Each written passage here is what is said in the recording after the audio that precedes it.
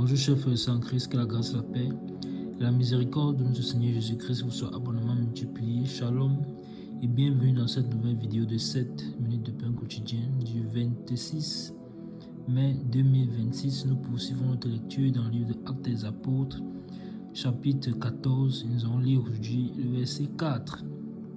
Nous avons vu dans la vidéo précédente un merveilleux verset une fois de plus que les apôtres, après avoir été menacés dans cette nouvelle ville, ils sont arrivés, c'est-à-dire à Icône, ils ne se sont pas laissés intimider. Au contraire, ils ont parlé de la parole, ils ont annoncé le Seigneur avec beaucoup d'assurance.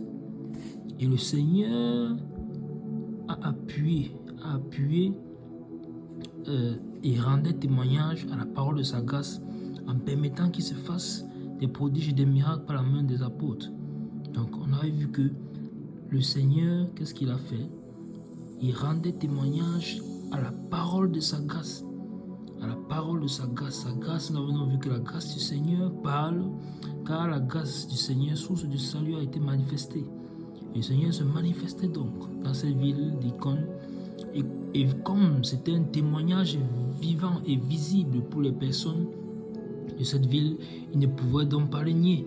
Ils ne pouvaient pas nier que des miracles signalés avaient été accomplis. À savoir que les gens étaient guéris et délivrés dans cette ville. Alors, on s'est posé la question, quelle sera la suite? Quelle sera la suite? Puisque dans la première ville où ils sont allés à Antioche et Pisidie, après avoir été chassés dans cette ville également, où ils ont secoué la poussière de leurs pieds, ils sont sortis de la ville, ils sont entrés à Icône et on s'est posé la question, que va-t-il se passer ici? Alors le verset 4 que nous allons lire aujourd'hui dit ceci: la population de la ville se divisa, les uns étaient pour les Juifs, les autres pour les apôtres. Amen. La population de la ville se divisa, les uns étaient pour les Juifs, les autres pour les apôtres. Amen. Donc, nous nous rendons compte que quoi? Nous nous rendons compte que dans cette ville, vu la parole qui a été annoncée dans la ville, vu ce que le Seigneur a fait, a opéré comme prodige et miracle, c'était des faits accomplis, avérés, véritables, véridiques. Tous ces Juifs qui se sont levés pour inciter la foule et la population de cette ville à encore une fois de plus chasser les apôtres, se sont rendus devant un fait accompli, à savoir que les miracles se produisent. Comment donc expliquer ces miracles? Si nous voulons les chasser, disons que ils annoncent des choses que nous ne connaissons pas, des choses auxquelles il ne faut pas adhérer. Mais comment donc se fait-il qu'il y ait des miracles? Comment donc se fait-il que les gens soient guéris? Alors, on avait vu qu'une bonne partie de la foule s'était attachée au Seigneur, avait cru, même parmi les Juifs et parmi les Grecs aussi. Alors, la ville s'est donc divisée. La ville s'est donc divisée. Et les uns étaient pour les Juifs, les autres pour les apôtres.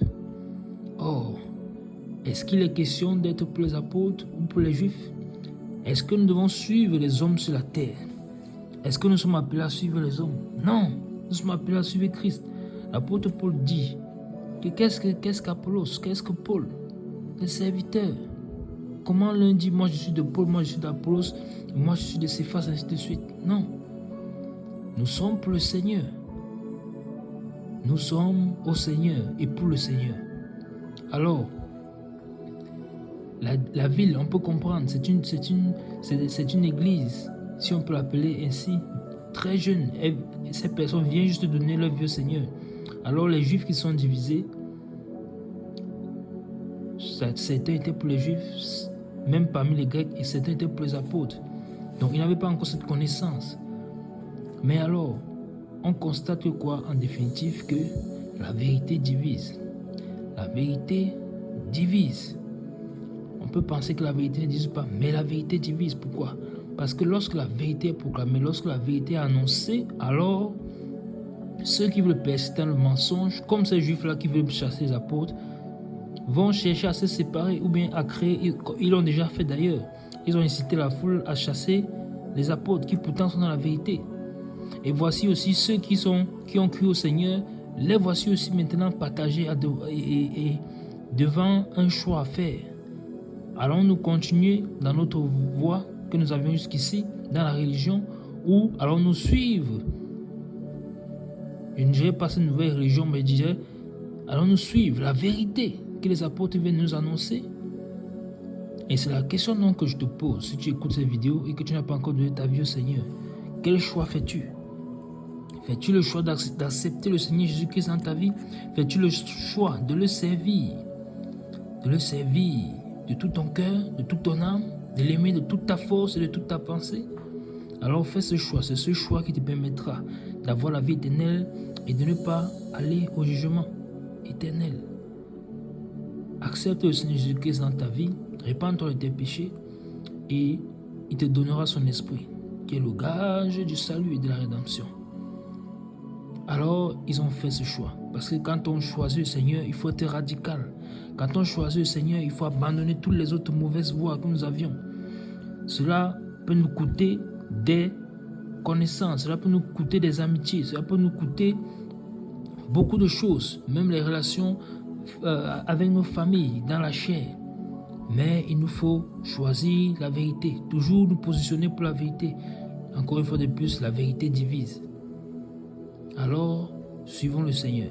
Donc, on comprend que ces personnes qui s'étaient divisées et qui, d'une part, d'autres qui étaient pour les Juifs, d'une autre part, d'autres qui étaient pour les apôtres, en réalité, quand on dit qu'ils étaient pour les apôtres, ils étaient pour le Seigneur. C'est-à-dire, ils étaient pour la personne qui, derrière les apôtres, parlait. La personne qui, derrière les apôtres, a su toucher leur cœur et combler le vide qui leur manquait. Ils étaient à la recherche de l'essence de la vie, de la vérité, du Dieu vivant.